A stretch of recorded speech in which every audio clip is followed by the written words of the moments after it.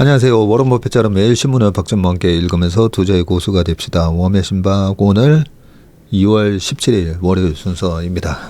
주말 잘 보내셨습니까?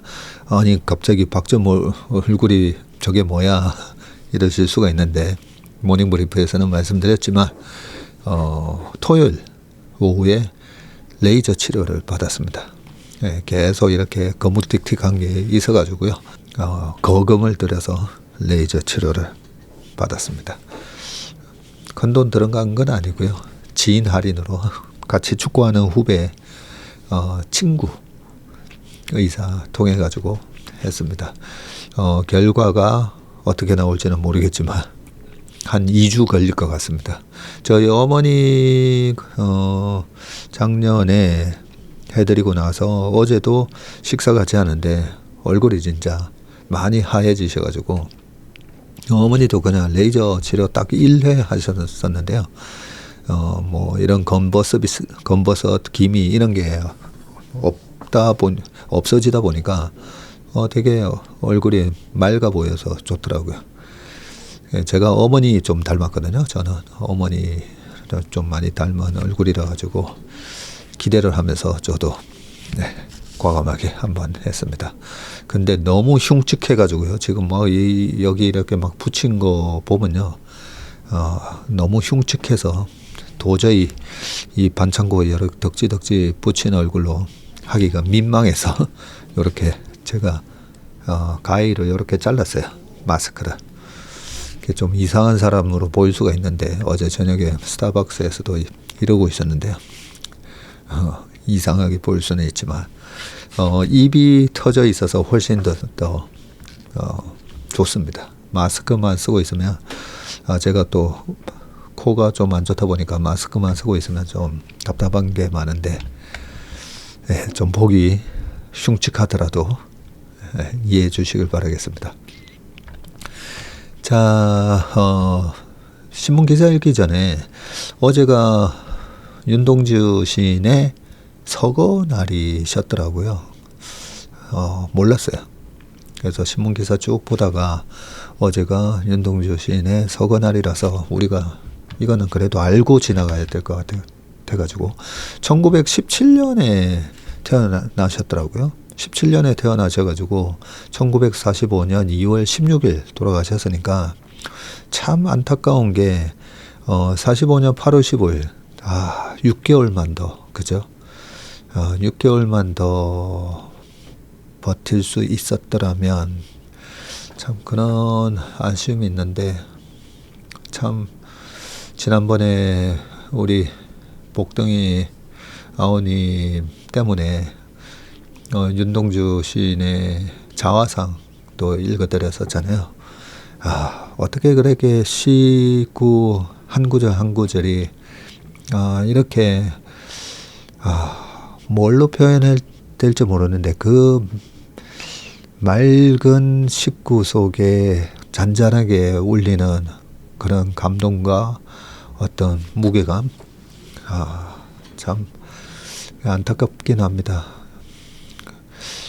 그 형무소 면회 갔던 분이 면회 갔을 때 뭔가 주사를 맞고 있다. 그랬었는데 참 그런 거 생각하면 그죠?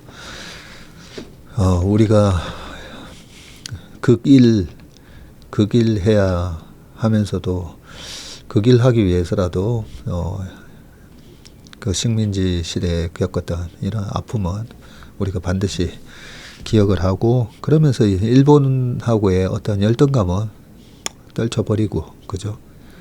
어쨌든 지금 여러 가지로 수출 작년에 우리보다 인구가 2배 이상 많잖아요.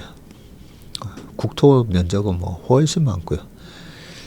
그런 상황에서 옛날에는 우리가 이제 문물을 전해주는 입장이었으니까 다시 원래대로 우리가 일본보다 못할 이유가 없는데 그 기술적인 패권 지난번에 에도 막부 시대로 겪고 난 이후에 메이지 유신 설명을 한번 쭉 드렸지만 그 선택이 그죠 빠르게 산업혁명에 가까운 기술을 받아들이느냐 아니면 그 기술에 뒤처지느냐에 따라서 김태우 교수님 말씀처럼 우리가 100년 뒤처지고 일제식민지 시대와 같은 그런 지옥의 역사를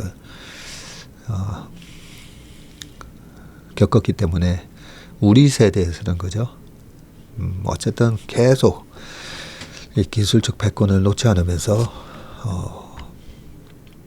자유대한민국의 지금처럼 이렇게 풍요로운 자유대한민국을 우리 아이들한테도 물려줘야 된다는 생각을 합니다.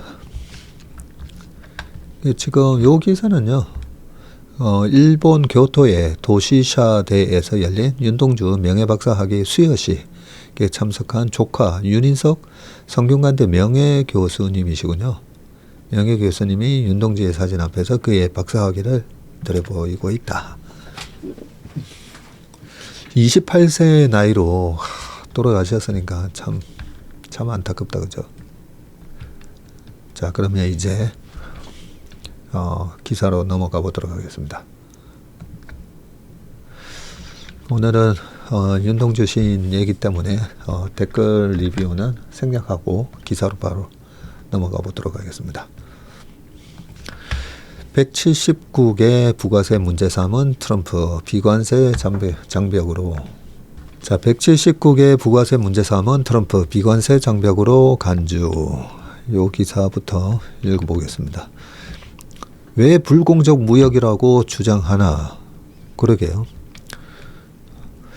트럼프 대통령이 부가가치세 제도를 불공정 무역의 대상으로 문제 삼겠다고 다시 한번 밝히고 있고요. 지난 13일 트럼프는 상호무역과 관세 대통령 각서에 서명하면서 부가세에 대한 상호관세를 계산하겠다고 밝힌 데 이어서요. 15일 자신의 SNS 트루스 소셜에도 재차 글을 올리고 우리는 관세보다 훨씬 가혹한 부가세 시스템을 사용하는 나라들을 미국의 관세를 매기는 나라와 비슷하게 여기겠다고 했고요. 트럼프는 일기 시절에도 부가세를 비관세 장벽으로 규정하고 각 나라 기업이 수출하면서 부가세를 환급받으면 사실상 보조금을 받는 격이라고 한 바 있는데 트럼프가 왜 계속 교역 얘기를 하면서 부가세를 문제 삼는 것일까? 부가세는 전 세계 170여 국에서 각각 운영하는 세금으로 국가 간 통상의 대상이 아닙니다. 그죠? 그 나라에서 팔리는 제품에 대해서 부가가치세를 매기고 외국인이 우리나라에서 부가가치세를 내며 물건을 사면 공항에서 부가가치세를 환급받는 거잖아요. 근데 왜 이걸 갖다가 따지는지 밑에 나옵니다. 자국 상품이건 외국 수입품이건 제품이 팔릴 때마다 동일한 비율로 세금을 걷기 때문에 무역 장벽과는 큰 상관이 없고 그런데도 트럼프가 부가세를 자꾸 언급하는 건 미국 입장에서는 자국 제품을 외국에 수출할 때 부가세가 붙으면 비관세 장벽이 생겨 가격 경쟁력이 떨어진다고 여기기 때문인데 여기 밑에 설명이 잘 나와 있어요. 자, 가령 미국 업체가 원가 1,000원짜리 옷을 덴마크에 수출한다면 미국 상품에 덴마크의 부가세, 덴마크는 부가세가 25%나 되네요. 이게 원가라고 표현하면 안 되고 공급 가격, 그죠? 공급가라고 해야 될 것 같아요. 아무튼 이 1,000원을 수출을 하면 이 옷은 부가세가 붙어서 1,250원에 덴마크에서 팔리는 거죠. 근데 반대로 덴마크 기업이 원가 1,000원짜리 옷을 자국에서 팔면 부가세가 붙어 1,250원이지만 이것을 반대로 미국 캘리포니아에다가 수출하면 부가세 환급을 거쳐서 1,072.5원이 된다고 합니다. 미국은 부가세를 거두지 않는 대신에 유럽의 부가세, 유럽은 부가세가 평균 20%나 되군요. 유럽의 부가세보다 상대적으로 낮은 판매세를 받고 있군요. 미국은. 판매세가 평균 6.6%입니다. 캘리포니아의 판매세는 7.25%로 조금 더 비싸네요. 트럼프는 이에 원가가 똑같은 제품을 서로 수출할 경우에는 유럽의 가격 경쟁력이 미국보다 커진다고 해석을 하고 있는 겁니다. 요렇게 했고요. 장상식 한국무역협회 통상원장은 트럼프는 같은 원가로 제품을 수출할 경우에 미국의 판매세가 유럽의 부가세보다 낮기 때문에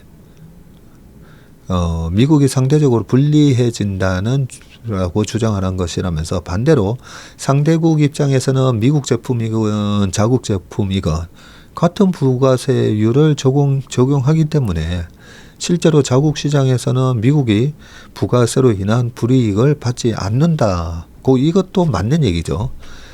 네, 덴마크 제품이나 미국 제품이나 똑같이 25% 붙이니까. 이를 근거로 상호 관세를 매긴다는 건 말이 안 된다라고 하고 있고요. 통상 전문가들은 그러나 부가세를 관세 폭탄의 근거로 삼아 실제로 전 세계에 상호 관세를 발효하는 일은 쉽지 않을 것이라고 보는데, 박태호 광장연구원장은 내국세를 불공정 무역의 근거로 삼기 시작하면 법인세나 부동산세까지 따지게 되고, 이는 결국 미국에도 불리하게 된다라고 합니다. 한국이 부가세로 인해 관세 협상에서 더 불리해질 가능성은 그리 크지 않은데, 박 원장은 한국은 유럽, 중국에 비해 부가세를 많이 받는 나라가 아니기 때문에 문제가 될 가능성이 상대적으로 낮다고 했습니다. 그러게요. 우리는 10%니까, 그죠? 자, 부가가치세, 이름이 부가가치인데요. Value Added Tax. 제품이나 부품이 팔릴 때 내는 소비세, 유통 과정을 거칠 때마다 제품 가치가 높아지는 만큼 세금을 더 내는데, 이 단계별 세금을 합치면 나라에서 거두는 총액은 최종 소비자 가격에 매기는 소비세와 같아지고, 판매자로서는 이중과세를 피할 수가 있고, 나라는 세금 징수 절차를 줄일 수가 있다. 외국 수입품과 국내 제품에 동일한 세율을 적용하기 때문에 불공정 무역과는 큰 상관이 없다. 네, 이렇게 부연 설명까지 해주셨습니다. 자, 두 번째 기사는 민태기의 사이언스 스토리, 딥시크 엔비디아의 여성 과학자 돌풍, 한국은 너무 부족하다라고 돼 있는데, 요 얘기가 좀 재밌더라고요. 전설적인 여성 과학자들 이름을 따서 GPU 모델명을 짓는 엔비디아. 딥시크는 30세 여성 프로그래머가 신기술 혁신의 주역으로 각광을 받았고, 알리바바가 샤오미로 갔던가요? 그죠? 예, 꽤 큰 금액을 받고 갔다라고 저번에 본 것 같고요. 한국 여성 과학자는 고작 22%, 미래 먹을거리 남녀가 함께 찾아야. 중국의 AI 스타트업 딥시크가 얘는 화제인데, 미국은 적잖은 놀라움을 표시하고, 과학자는 네이처에서 발표한 세계 주요 대학의 과학성과 지표에서 10위권에 무려 8개의 중국 대학이 포함된 소식까지 더해지면서, 이를 소련의 인공위성이 미국을 충격에 빠뜨린 스푸트니크 쇼크에 비교하기도 합니다.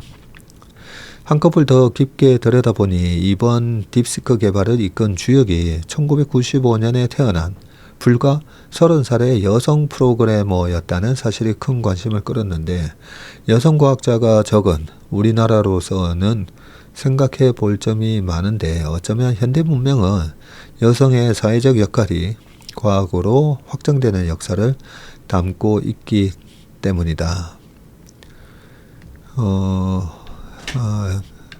좀 전에 딥시크 개발 여성이 러프리, 밑에 나오나요? 러프리. 1772년 독일 하노버 출신의 22세 여성 캐롤라인 허셜이 영국에 도착을 했고, 1772년 어린 시절에 병으로 키 130cm에서 성장을 멈춘 그녀는 한쪽 눈의 시력마저 잃은 상태였고, 어차피 사회생활이나 결혼이 불가능하다고 생각한 어머니는 더 이상 교육하지 않고 집안에서 허드렛 일에 부렸다고 합니다. 이런 그녀를 보다 못해 영국으로 데려온 것은 영국에 먼저 정착했던 오빠 윌리엄 허셜이었고 24개의 교향곡을 작곡할 정도로 꽤 재능 있는 음악가였던 윌리엄은 동생이 영국에 도착하자 음악부터 가르쳤는데 이렇게 그녀는 오빠가 지휘하는 공연에서 가수로 데뷔하며 비로소 세상과 만나기 시작했다.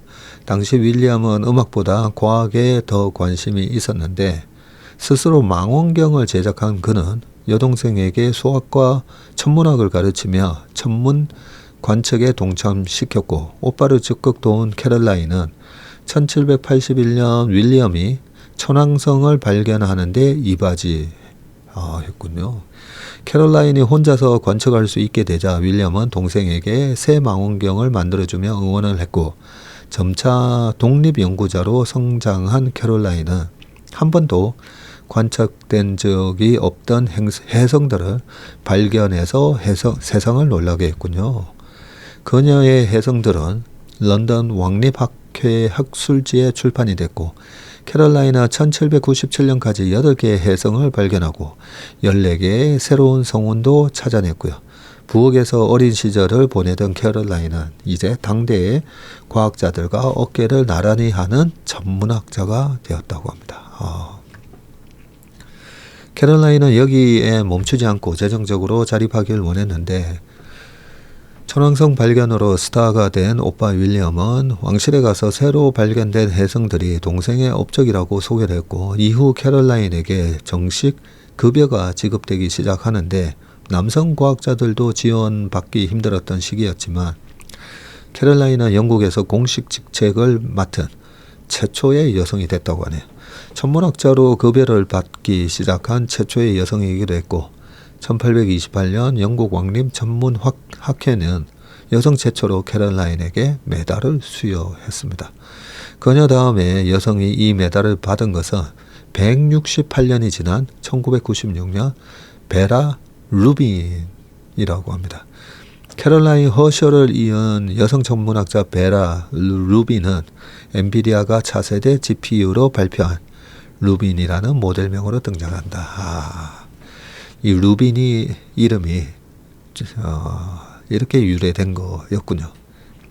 이번에 딥시크가 사용한 엔비디아 칩은 호퍼 GPU H800인데 코볼이라는 프로그램 언어를 만들고 디버깅이라는 용어를 만들어낸 전설적인 여성 프로그래머 그레이스 호퍼의 이름을 딴 것입니다.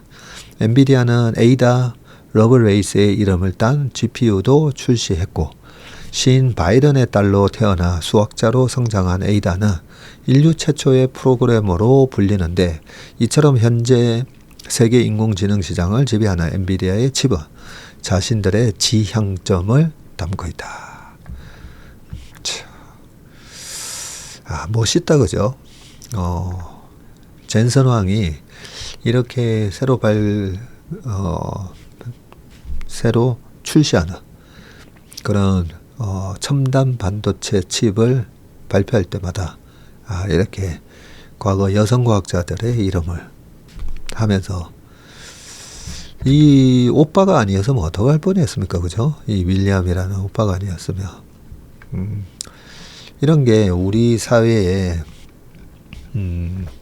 그동안에 뭐 제가 효율성 많이 아침에도 얘기했는데 효율이 뭡니까? 뭐 좀 더 쉽게 얘기하면 프로덕티비티고 그죠? 생산성 이런 게 더 뭐 효율인 건데 우리 사회가 효율적으로 발전하기 위해서는 남성, 여성 뭐 할 것 없이 그리고 나이대도 마찬가지예요. 우리는 지금 이렇게 28에 뭘 했다. 뭐 이런 어린 과학자 이렇게 얘기하는데 실질적으로 세계 역사에서 위대한 업적을 낸 분들 28에 뭔가를 큰 업적을 낸 사람들이 되게 많거든요. 그거는 제가 다음에 좀 정리를 해서 말씀드릴게요. 그렇기 때문에 뭐 세대별로든 아니면 성별로든 그런 차별 제가 미국에서 좀 배운 것 중에 하나가 제가 미국에서 또 맨날 농구하고 축구하고 스키 타고 마지막에 졸업하고는 골프도 한국에 오면 되게 비싸다 해가지고 운동을 되게 많이 해서 공부는 많이 못했는데 거기서 배운 큰 가치, 미국 유학하면서 배운 큰 가치 중에 하나가 다른 사람에 대한 배려, 그리고 좀 오픈 마인드, 좀 포지티브 띵킹, 긍정적으로 생각하는 뭐 여러 가지 중에 또 하나가 이 디스크리미네이션인 거죠. 차별이 왜 저런 선진사회가 어떻게 보면 기득권들이 더 이렇게 딱 쥐고 있으려고 할 건데 이 차별에 대해서 되게 사회적으로 신경을 많이 쓰더라고요. 근데 보니까 그렇더라고요. 이 디스크리미네이션이 사회의 효율성을 저하시키는구나. 이게 젠더 이슈가 됐던 아니면 그 성별, 섹시즘이 됐던 그리고 지역별, 나라별 출신, 스킨 컬러 뭐 등등 다 해가지고 그렇게 누군가를 차별하면 그걸로 인해서 적재적소에 그 분야에서 제일 잘하는 사람이 그 역할을 맡아야 되는데 제일 잘하는 사람이 차별당하고 이런저런 이유로 하면 우리가 살아가고 있는 사회 전체의 효율성이 떨어지게 되더라고요. 그런 면에서 이 엔비디아가 좀 더 이런 우리 사회 역사 속에서 이런 여성 과학자뿐만 아니라 그죠? 뛰어난 여성 인력을 좀 더 사회로 끌어들이는 그런 부분을 지향하고 있구나. 그런 걸 느끼게 됐습니다. 주요국 여성과학 연구자 비율인데 영국 38.7, 스위스 37.5, 아일랜드 37.4, 핀란드, 프랑스, 독일, 한국 22.2, 일본 이렇게 되어 있습니다. 주요국 성별과학 성적 뭐예요? 성적? 국제학업 성취도 평가에서 남성 548, 여성 546 거의 비슷하다 그죠? 한국은 남자가 516, 여자가 539 오히려 여성의 과학 성적이 더 낫네요. 영국 504, 496, 독일 493, 492 거의 똑같고 프랑스 거의 똑같고 OECD 평균 485, 485 똑같네요. 자, 지난 2월 11일은 유엔이 정한 세계 여성과학인의 날이었군요. 그런데 유네스코에 따르면 우리나라에서 여성과학 연구자 비율은 22년 기준으로 22.2%, 세계 최하위권이었습니다. 인구의 절반이 여성이고 과학이 여성의 적성에 맞지 않는 것도 아닌데 여성과학 연구자 비율이 이렇게 우리나라가 참 많이 낮네요.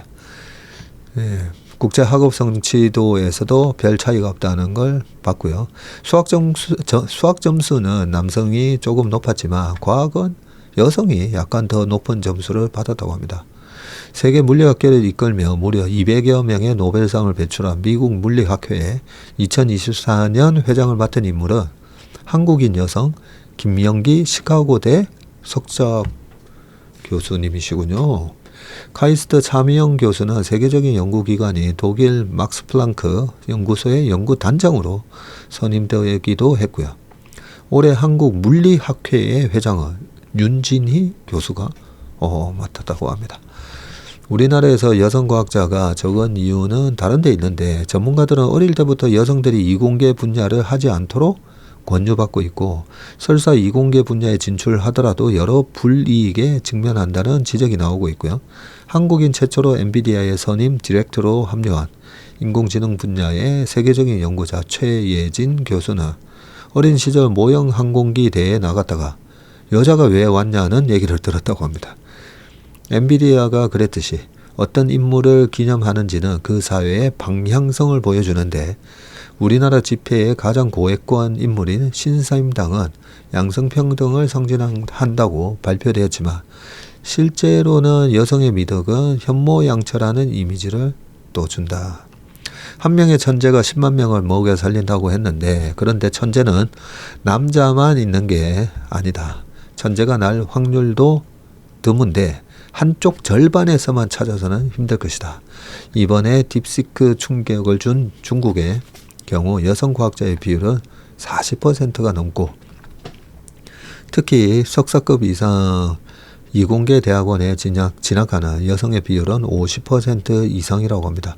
외부에서 이런 충격을 받을 때마다 우리 사회는 늘 과학 인재 양성을 외치지만 농경사회에서나 필요했던 가부장적인 여성관을 극복하지 않고 과학 생태계가 다양성을 품지 못한다면 무한 경쟁의 시대에 미래 먹거리를 찾는 시도는 공허할 가능성이 높다는 것을 엔비디아와 딥시크가 보여주고 있다. 민태기 판타레이 저자 공학박사님의 칼럼이었군요. 자, 그 다음 기사로 넘어가 보겠습니다. 공장은 TSMC, 설계는 브로드컴, 미국 반도체 상징 인텔 쪼개지나입니다. 이 부분이 상당히 재밌습니다. 트럼프 정부가 자국 대표 반도체 기업 인텔을 설계와 제조 두 개로 나눠서 매각하는 방안을 검토 중인 것으로 알려졌고요. 막대한 적자와 기술 부족으로 독자 생존이 불투명한 인텔을 매각해서 미국 내 반도체 산업을 업그레이드 하겠다는 보석으로 해석되는데 트럼프 정부는 인텔의 이 파운드리 사업부를 대만 TSMC에다가 그리고 반도체 설계 부문을 미국 브로드컴에 매각하는 방안을 검토 중인데 TSMC의 기술과 자본을 끌어들여서 인텔 파운드리 부문을 되살리고 브로드컴을 엔비디아와 맞설 수 있는 AI 반도체 설계 기업으로 키우는 전략이라는 게 업계 관계자들의 분석이고요. 인텔은 AI 분야에서 뒤처지면서 최근 막대한 적자를 기록하고 있는데 지난 바이든 정부는 인텔에 대규모 보조금을 지원하기로 했지만 경쟁력 회복은 미지수입니다.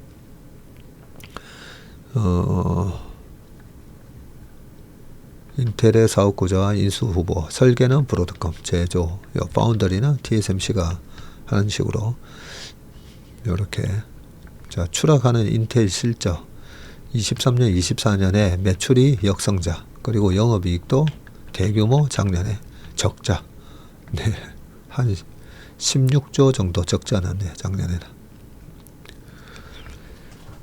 1968년 미국 캘리포니아에 설립된 인텔은 미국 반도체의 상징이죠.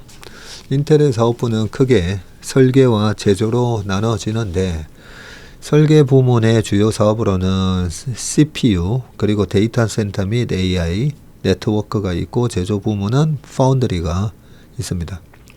인텔은 PC CPU 시장에서는 절대 강자이지만 최근 경영난에 시달리고 있고 작년 인텔이 이렇게 17조에 가까운 손실을 냈고요. 특히 파운드리 사업은 적자에 시달리고 있습니다. 인텔 파운드리 인수 후보로는 세계 1위 대만 TSMC가 거론되고 있는데 트럼프 정부는 최근 TSMC 관계자들과 만나서 인텔의 공장 인수에 대해서 논의를 했고요. 주요 미국 반도체 설계 회사들과 미국 정부가 지분 인수에 참여하는 방안이 이야기됐다고 하는데 TSMC가 미국 정부 기업들과 일종의 컨소시엄 형태로 인수에 나설 수 있다는 뜻이고요. 한 테크 업계 관계자는 미국 정부가 대만 기업의 자국 기업을 순순히 넘겨주지는 않을 것이라면서 TSMC와 합작사를 만들어서 미국 정부나 기업들의 지분율을 높일 가능성이 크다고 했습니다. 네, 저도 이렇게 된다고 봅니다. 인텔이 가지고 있는 그 특허나 이런 게 워낙 많기 때문에 그것뿐만 아니라 또 파운드리를 TSMC가 완전히 독점하게끔 미국의 자본주의는 절대 그렇게 놔둘 리가 없거든요. 그래서 합작을 해서 미국 정부나 뭐 미국 기업들 돈 태우고 해서 TSMC가 기술을 이용해서 요 합작법인을 정상화시키는데 그 합작법인은 결국은 미국의 본사를 둔 미국 기업으로 아마 키우려고 할 겁니다. 트럼프 정부가 인텔 파운드리 인수에 TSMC를 끌어들인 이유는 기술 때문인데 TSMC가 인텔 공장 인수에 참여한다면 공정관리 핵심 기술을 미국에 넘겨야 할 가능성이 크고 반도체 공장 건설과 운영에는 회사별 노하우가 들어가는데 TSMC가 독점 기술과 공정 중 일부를 인텔 직원에게 공개해야 할 가능성이 크고 이 때문에 대만에서는 TSMC의 인텔 인수에 대해서 반도체 관세 부과보다 더 나쁘다는 목소리가 나오고 있습니다. 되게 웃긴 상황인 거죠. 잠재적 경쟁자를 TSMC 보고 경쟁자를 키워라 이렇게 요구하는 거니까 TSMC 입장에서는 절대 하고 싶지 않은 합작입니다. 인텔의 설계 부문은 미국 브로드컴이 인수할 가능성이 있다고 하는데 브로드컴의 인텔 인수가 성사된다면 엔비디아에 대항할 AI 반도체 기업이 탄생할 수가 있고 AI 반도체 시장은 현재 엔비디아가 시장의 90% 독점하고 있는데 인텔은 AI 반도체 가우디를 개발했지만 엔비디아에 밀려서 시장에 자리 잡지 못하고 있죠. 최근 AI 반도체에 뛰어들며 주목받고 있는 브로드컴이 인텔의 기술력을 흡수하면 경쟁력을 확보할 수 있다는 것이고 테크 업계 관계자는 엔비디아는 미국 기업이긴 하지만 창업자 젠슨 황은 대만계라면서 엔비디아의 경쟁사를 키워 독점을 해소할 수 있다면 AI 반도체를 사용하는 미국 빅테크의 부담도 줄어들 것이라고 말을 했습니다. 자, 그러면 트럼프 뜻대로 될까인데 인텔의 분할 매각 논의는 트럼프 정부의 제조업 경쟁력 부활과 맞닿아 있고요. 트럼프는 대선 후보 시절부터 우리는 한때 모든 반도체를 자체 생산했지만 지금은 90%가 대만에서 생산된다면서 대만 반도체를 콕 집어서 저격했죠. 벤스 부통령도 파리에서 열린 AI 정상회담에서 미국은 미국에서 설계 제조된 칩을 사용해서 가장 강력한 AI 시스템을 구축할 것이라고 말을 했습니다. 미국 중심의 반도체 공급망을 구축하겠다는 구상이고요. 인텔 입장에서도 이 같은 분할 매각이 생존을 위한 대안이 될 수 있는데 인텔 파운드리 경쟁력 저하의 근본 원인은 반도체 설계와 생산을 함께하는 사업 구조에 있고 팹리스 기업들이 기술 유출 우려 때문에 인텔 파운드리에 생산을 맡기지 않기 때문입니다. 결국 미 정부가 나서 인텔을 TSMC나 다른 미국 기업에 매각해 반도체 경쟁력을 높이겠다는 것으로 풀이되고 AI 붐을 활용하지 못하고 잃어버린 반도체 제조의 영광을 회복하는 데 어려움을 겪어온 인텔의 재정적 생명줄이 될 수 있다고 했습니다. 핵심 기술 유출 우려에도 TSMC가 미국과 협력을 논의하는 것은 이 같은 트럼프 대통령의 압박 때문으로 보인다. 테크 업계에서는 인텔 사업부 매각이 쉽지는 않을 것이라는 시각도 있고요. TSMC가 미국 인텔 공장을 운영하려면 엔지니어 등 수많은 인력을 파견해야 되는데 트럼프 행정부의 이민 정책을 감안하며 미국의 엔지니어를 배치하는 데 제한이 있을 수가 있고 인텔 공장을 TSMC 방식에 맞춰 조정하는 비용도 상당할 것으로 보이고 경쟁사 인수에 대한 반독점 이슈도 넘어야 할 산이고 브로드컴은 2017년 반도체 기업 퀄컴을 인수하려 했었지만 트럼프 행정부가 반대해서 무산된 바 있다.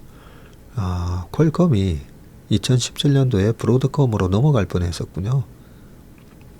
야, 앞으로 하여튼 인텔이 어떤 식으로 매각이 될지 참 궁금하네. 그리고 TSMC의 대응도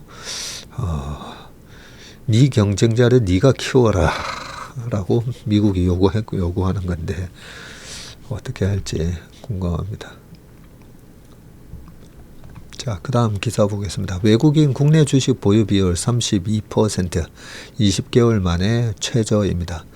정치 불안, 경기 둔화 우려로 7개월 연속 코스피 순매도하고 있는데 올 들어 코스피가 8%가량 상승하며 반등세를 보이고 있지만 외국인 투자자들의 국내 주식 보유 비율은 1년 8개월 만에 최저치를 기록했네요.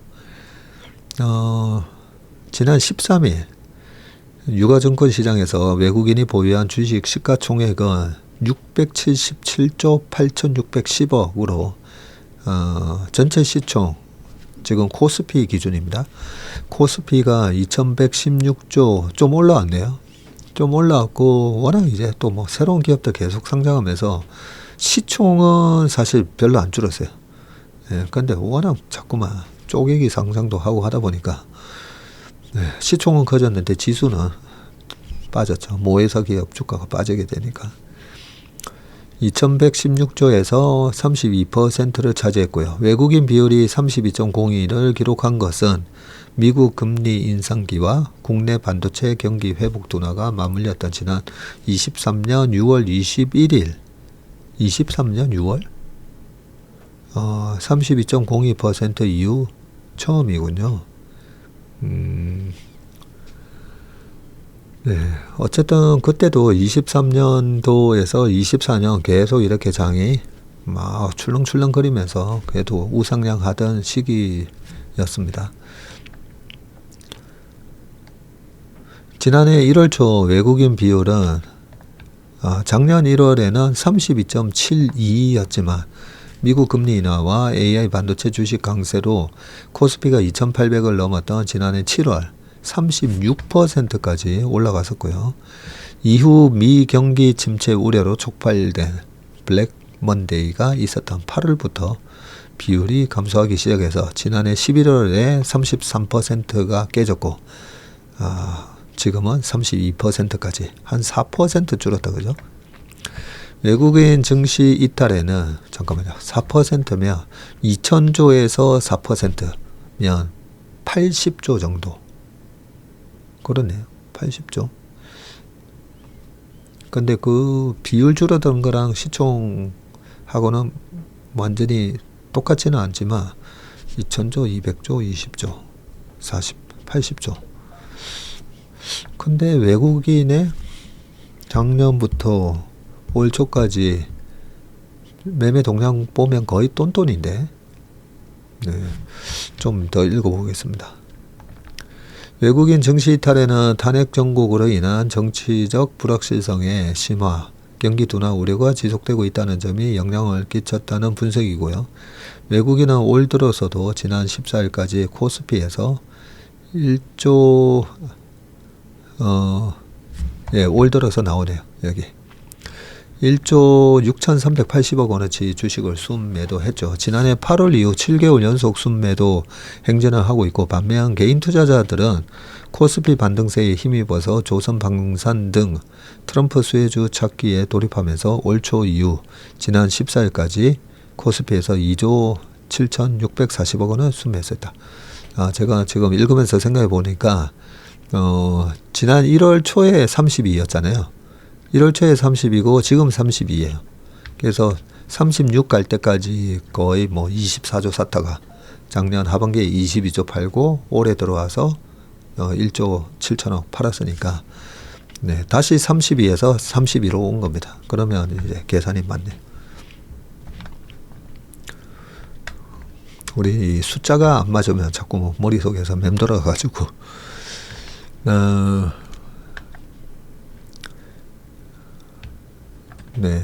증권가에서는 미국의 관세 정책 등으로 당분간 외국인의 코스피 복귀 모멘텀을 찾기는 어려울 것이라고 하는데 이영원 흥국증권연구원은 4월 시행될 상호 관세는 매우 포괄적인 형태로 구체화될 가능성이 높다면서 한국은 이미 FTA를 체결해 관세율의 차이는 존재하지 않지만 미국 입장에서 파리에 해당하는 무역 적자 대상국이며 반도체 등 핵심 산업에서 무역 불균형이 큰 점이 쟁점이 될 가능성이 높아 보인다 라고 했습니다. 근데 우리가 이렇게 크게 외국인에 얼마 샀다 팔았다 이 부분보다는 지금 외국인이 뭘 팔고 뭘 사는지 외국인이 우리나라 주식 다 파는 건 아니잖아요. 그죠? 섹터별로 종목별로 보면 뭘 사고 뭘 파는지 리밸런싱이 아주 활발하게 이루어지고 있습니다. 미국 시장에서도 리밸런싱이 많이 이루어지고 있고 그래서 외국인의 비율이 이만큼 떨어졌다 라고 해서 외국인이 한국 시장 떠나나라고 보기보다는 올해는 외국인이 올해 전체적으로 보면 또 순매수할 가능성이 높다고 봅니다. 왜냐하면 달러 인덱스가 108이 깨지고 어제도 107이 또 깨져 있는 상황이죠. 점진적으로 조금씩 이제 약달러를 향해 간다면 아무래도 빗달러 자산에 대한 비중을 조금씩 높일 가능성이 높다라고 생각합니다. 기사 보겠습니다. 네이버 모건 스탠리 선정 휴머노이드 100대 기업. 예전에도 한번 본 적은 있는데 그죠? 네이버가 글로벌 투자은행 모건 스탠리가 선정한 휴머노이드 로봇 분야 100대 핵심 기업에 이름을 올렸고 국내 기업 중에는 삼성, 현대차, LG 등이 포함됐으며 소프트웨어 업체 중에는 네이버가 유일했다고 합니다. 16일 모건 스탠리 휴머노이드 100 보고서에 따르면 이번에 새로 또 업데이트된 내용이네요. 네이버는 테슬라, 애플, 텐센트 등과 함께 휴머노이드 종합기업으로 분류가 됐고요. 모건 스탠리는 휴머노이드 산업에서 두각을 보이는 기업들의 AI 반도체와 소프트웨어를 개발하는 브레인, 그리고 하드웨어를 개발하는 보디, 소프트웨어와 하드웨어를 모두 개발하는 종합기업 등 이렇게 세 가지로 분류를 했네요. 브레인, 바디, 그리고 이걸 모두 개발하는 종합기업. 네이버는 자율주행 서비스 로봇 루키, 그리고 양팔 로봇 엠비덱스, 팔이 되게 길었던 로봇 저번에 한번 신문에서 본 기억이 납니다. 그리고 디지털 트윈 제작에 사용되는 로봇 M2 등 다양한 형태의 로봇 개발 제작에 나서고 있고 네이버 1784 사옥에서는 100여 대의 루키가 클라우드 및 5G 네트워크로 연결돼서 로봇 전용 엘리베이터를 타고 오르내리며 직원들에게 택배를 날라주고 네이버는 로봇뿐만 아니라 자체 개발 LLM 그리고 클라우드, 디지털 트윈, 로봇 운영체제 등 휴머노이드 로봇 개발에 필요한 원천 기술을 보유하고 있다고 합니다. 네. 이게 아직은 저도 잘 모르잖아요.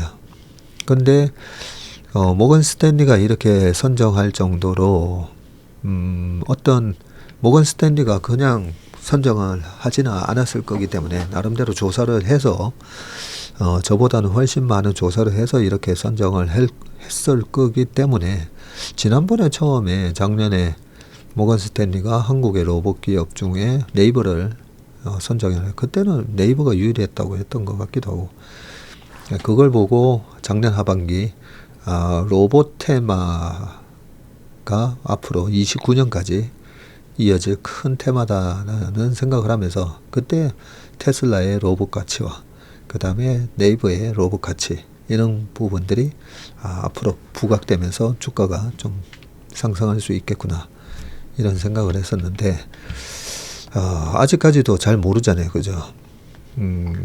네이버의 로봇 종사자들 아니면 이 로봇 업계에 종사하시는 분들은 계속 어느 정도의 실력인지 그런 부분은 아마 아실 수도 있는데 일단 대중들이 인지하고 있지 못한 가치라고 생각은 합니다. 왜냐하면 저도 잘 모르니까요. 자, 로봇 얘기 하나만 더 하고 끝내도록 하겠습니다. AI의 끝은 휴머노이드, 옵티머스 쫓는 메타와 구글. AI 인간형 로봇 진출, AI 빅테크. AI 빅테크 기업들이 휴머노이드 로봇 시장에 뛰어들고 있는데 올해 초 열린 CES 2025에서 젠선 황 CEO가 예언한 피지컬 AI 시대의 도래가 본격화되고 있다는 분석이 나오고요. 현재 휴머노이드 시장은 테슬라의 옵티머스가 주도하고 있습니다. 네. 요것 때문에 테슬라의 자동차 판매가 부진을 해도 테슬라 주가가 300불대에서는 버틸 수 있는 게 바로 요것 때문이라고 저는 생각합니다. 휴머노이드 시장은 테슬라가 주도하고 있다. 이거 뭐죠? 구글이 투자한 미국 로봇 스타트업 앱트로닉이 개발한 휴머노이드 로봇 아폴로이군요. 네. 근데 제가 어제도 이 로봇에 대해서 이런저런 생각을 하면서 문득 든 생각이, 이 로봇 개발자들이 이 휴머노이드 로봇을 꼭 사람 모양으로 꼭 만들어야 되나? 네, 저는 그런 생각이 들더라고요. 사람 모양을 했기 때문에 뭐 휴머노이드 이렇게 이름이 붙긴 했겠지만, 정말 빨리 달려야 될 때는 네 발 달린 치타 모양이 오히려 이 두 발로 직립보행보다는 낫잖아요. 그래서 그 용도에 맞게끔 개발하면 된다라고는 생각하는데, 일단 우리한테 좀 친숙하게 다가오기 위해서 굳이 이렇게 개발하나, 아니면 모든 게 지금 인간 중심으로 되어 있기 때문에 바로 투입하려면 인간의 모양을 닮아야 바로 투입이 가능해서 그런 건가, 뭐 이런저런 생각을 하긴 했습니다. 네, 읽어볼게요. 로이터 통신에 따르면 메타는 가상현실 등 메타버스 사업을 추진하는 리얼리티 랩스 내부에 로봇 개발팀을 신설을 했네요. 앤드루 보스워스 CTO는 신설팀에 대해서 메타의 AI 모델 라마의 기능을 극대화하는 것을 목표로 삼고 소비자용 휴머노이드 로봇과 관련된 연구 개발에 집중하게 될 것이라면서 로봇 분야로 제품 라인을 확대하는 것이 메타 A와 혼합 증강현실 프로그램의 가치를 더할 것이라 믿는다고 했습니다. 메타는 GM의 자율주행차 기업인 크루즈의 전 CEO인 마크 휘튼을 로봇공학 담당 부사장으로 영위했고요. 그가 신설팀을 이끌게 될 것이라고 밝혔습니다. 이 팀은 우선 집안일을 대신해주는 휴머노이드 개발을 목표로 하고 있고, 향후 다양한 회사의 로봇에 탑재할 수 있는 로봇용 AI 센서와 소프트웨어 개발에도 나선다는 계획인데, 구글은 미국의 로봇 스타트업 앱트로닉에 투자하며 자사 로봇 역량 강화에 나섰고, 앱트로닉은 13일 휴머노이드 로봇 생산을 확대하기 위해 3억 5천만 달러 규모의 투자를 유치했다고 발표했는데, 구글이 주요 투자자로 참여했고요. 앱트로닉은 키 170에 무게 73kg의 산업용 로봇 아폴로를 메르세데스 벤츠의 공장에 투입해서 테스트를 하고 있네요. 지금 구글은 2013년 지금은 현대차의 자회사가 된 보스턴 다이내믹스를 포함한 여러 로봇 기업을 인수하며 로봇 개발에 나섰지만 AI 기술이 성숙하지 않아 큰 결과를 못 보고 기업을 재매각하거나 프로젝트를 해산했는데, 구글은 자사 AI를 기반으로 한 로봇용 소프트웨어를 앱트로닉의 로봇에 적용할 것으로 전망된다고 합니다. 주요 로봇 스타트업의 기업 가치도 급상승 중인데, BMW 등과 협업 중인 피겨 AI는 신규 투자 유치 때 기업 가치를 395억 달러를 제시했다고 합니다. 60조, 그죠? 가까이. 이는 지난해 받았던 기업 가치 26억 달러의 15배가 넘는 수준이라고 합니다. 새로운 어떤 혁신적인 기술이 탄생을 했을 때 주식 투자자들은 와, 저걸로 어떤 기업이 수혜를 볼까, 이런 상상을 먼저 하시잖아요. 그 상상도 좋지만 저래서 어디가 파괴되는지, 항상 어디가 파괴되는지를 먼저 해봐야 되거든요. 그래야 이거는 중요한 꿀팁인데요. 파괴되는 게 뭐가 파괴되는 줄 알아야 새로운 기술의 시장 규모를 알 수가 있는 겁니다. 새로운 기술이 나왔어요. 보통 저한테도 가끔씩 이제 벤처 기업들 와서 우리가 뭐 이런 거 개발했습니다 하면서 막 한 번씩 PT 오거든요. 그러면 제가 이래 보면 저 기술로 어디가 파괴될까, 뭘 대체를 할까 라고 보면 시장 규모가 되게 작은 기술들도 되게 많아요. 그리고 보통은 보면 대체하겠다고 하는데 경쟁사와 우월한 걸 얘기를 해야 되는데 산업의 성장성만 막 얘기하는 기업들도 많다고 했잖아요. 본인 회사 기술에 절대적인 어떤 경쟁 우위를 설명 못하고 산업만 앞으로 고성장하는 산업입니다. 예, 그런 맥락에서 로봇 산업은 어쨌든 뭐 완전한 차세대 산업인데, 자 여기서 보면 당장 이 메르세데스 여기 벤츠 공장에 투입을 하고 뭐 BMW 어쩌고 저쩌고 가정에 어쩌고 저쩌고. 네, 일단 사람을 대체하는 건데 어떤 사람들이 결국은 이제 노동자를 대체하는 거예요. 노동자를. 어떤 노동자가 대체되는 건가? 그러면 이런 노동자가 대체된다고 했을 때 이런 뭐 자동차 회사에 손익계산서를 떠올리게 되는 거죠. 손익계산서에서 원자재비 빼고 매출 원가 나오고 그 밑에 인건비랑 마케팅비 뭐 이런 거 쭉 나오죠. 그랬을 때 저기서 인건비 코스트에서 인건비가 얼마나 줄어들면서 그 OP 마진이 어떻게 증가될까, 이렇게 생각해 보면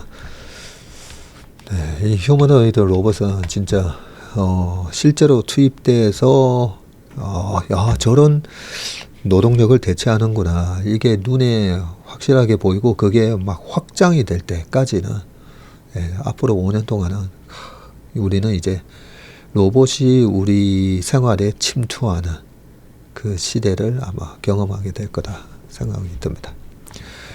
네, 오늘 웜의 신박은 여기까지 하겠습니다. 이거 하다 보니까 약간 로봇 얼굴처럼 보이기도 한데 좀 흉측한 얼굴로 해서 다시 한번 양해 말씀드리면서 저는 내일 다시 찾아오겠습니다. 오늘 하루도 행복하고 건강한 하루 되시길 바라겠습니다. 고맙습니다. 안녕하세요. 저는 체슬리 투자자문의 박세익 전무이고요. 체슬리 투자자문 이승준입니다. 네, 많은 분들이 기다리셨던 ETF 강의 드디어 저희가 시작하게 되었습니다. 이 ETF 강의를 위해서 우리 이승준 대표님과 그리고 최일호 상무, 박성구 매니저까지 맞습니다. 거의 한 달 넘게 야근을 하면서 심혈을 기울여서 자료를 만드셨기 때문에 이 강의만 들으셔도 ETF가 뭔지 어느 정도 이 투자에 대한 감을 잡으실 수 있다라고 생각합니다.